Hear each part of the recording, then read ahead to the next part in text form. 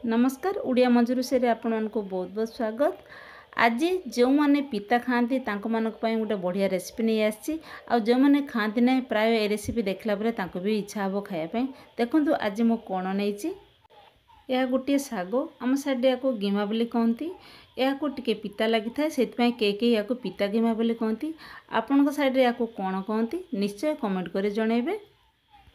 आउ ये शाग गुड़िक बाछा टे समय लगी था किंतु खायापी बहुत टेस्टी लगी था। आ शागटा ये देखा जाए तार पत्र गुड़ाक बहुत नरम थाए तेणु सब पत्र गुड़ाक भल कर बाछि नेबे। आउ ये गिमा सागर बहुत भेराइटर रेसिपी बन थाए किंतु मु आज यही गिमारे आपण मानक पई बैगण आलू देकी भजा करी। आउ ए भजा रेसिपीटी आपण को पखाल गरम भात दे खाइले बहुत भल लगी था। ये देखो मु शाग को भल कर बाछि नहीं एबे या मु छोट छोट करी छुरी रे काटेबी। आपण चाहे पनिखिरे किंबा छुरी रे जेमती पारिबे आपण काटि नेबे। आ या मु आगुरु धोई देइथिली कहीं शागर बहुत बाली थाए ताकू भल कर पानी रे 4-5 थर रखी पानी रे भल कर डुबे डुबे कि भल कर धोइबे। धोई सारा पर मुझे पानी छाड़ला बाछि नहीं एबे या काटि देछि। काटि सारा पर मुझे आउ थे धोइबी काड़ टे बाली रही जाइथिबो। ये देखो मुझे शाग काटि सारी एबे या गोटे जाली बर्तन रे नहीं ताकू 2-3 थर धोईदेवी। धोई सारा पर गोटे बर्तन उपर ताकू रखिदेवी। रखिला तार एक्स्ट्रा पानी गुड़ाक बाहरी जीवो। देखो मुझे धोई सारी गोटे पात्र पर रखिदे तार एक्स्ट्रा पानी गुड़ाक बाहरी जीवो। आउ एठी मु बैगण आलू को काटी नहीं कि हलदी देकी गुड़ी रखी कहीं बैगण कला पड़ो से हलदी लुण गुड़ की रखिले आउ से कला पड़ो ना। आउ आलू बैगण को एमती सर सर कर काटी नहीं। एबे गैस उपर मु कढ़ईटे आगर बसई देइथिली गरम होवाई ए तरकारी बनिया कढ़ईटी भल कर गरम होवा दरकार अच्छी। तेल पकेला पर जमी धुआं धुआं हो तापर जाकि आपड़ से भजा करेंगे। एमती कले भजा गुड़ाक कढ़ई चिपक ना आ भल कर भजा गुड़ाक हो।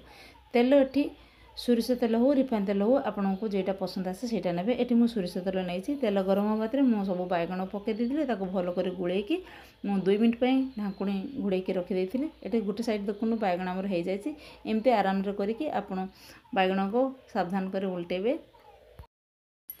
एटा देख परछन जे भजा हमर दुई साइड भल कर भाजी जाइछि। एहा को गोटे प्लेट को एबे मु बाहर कर देबी। भजा गुड़ा बाहर कर साला परे सेही कढ़ई रे किछि तेल दे देबी। अल्प टिके तेल दे देइछि मु सेथरे आ तेल गरम होबातरे सेथरे गोटे सुखला लंका छिड़की पके देइछि। 1/4 टीस्पून हम पंचफुटन सेथरे मु पकेइछि। पंचफुटन भाजी आसला परे सेथरे मु काटिक रखिथिबा गिमा को पके देबी। आपण जदि प्याज खांती ताले एठी प्याज देकी आपण भजा करि परिबे। एटा देखो मु गिमा को दे देली। गिमा दे सारा रे सेथरे अल्प टिके लूण देइछि काहे कि भजा रे मु लूण देइछि सेथि गिमा रे अल्प टिके लूण देइछि। एबे याको हम भलो करि भाजी दबा। प्रथम जिते भाजबे से पानी छाड़ब ताको टिके टाइम लागिबो। एमती करी आमे ताको सुखला कर साला परे तापरे भाजिक रखिया बैगण आलू को सेथिरे पके दबा। एबे देखु बैगण आलू को मु सेथिरे पके देइछि। एबे सावधान करी ताको आमे सेथिरे गुळेई दबा जेंति बैगण गुड़ाक मोर घांटी न जाए। एमती करी 2-3 मिनिट आमे भाजला परे हमर भाजाटी रेडी हो जिवो।